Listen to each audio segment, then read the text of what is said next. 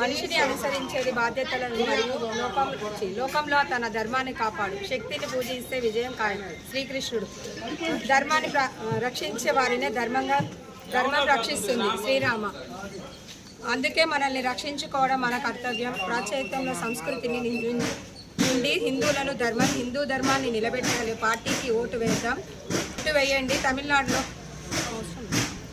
కంచీపురంలో ఉచిత బస్సు కోసం free bus. మనము ఏ వస్తువు కొన్నా కూడా, ఏ వస్తువు తిన్నా కూడా, ఎక్కడ తిన్నా మన హిందువుల దగ్గరే తిన్నాం.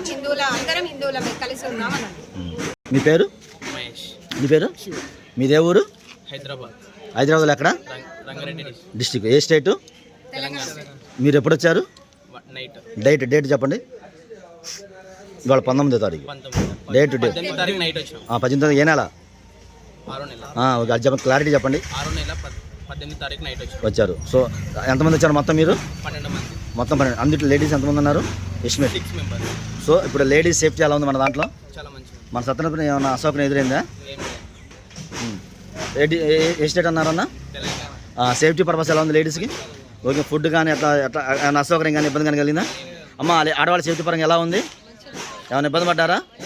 అందరూ ఒకసారి భారత్ మాతాకి చేయనండి. ముఖాలు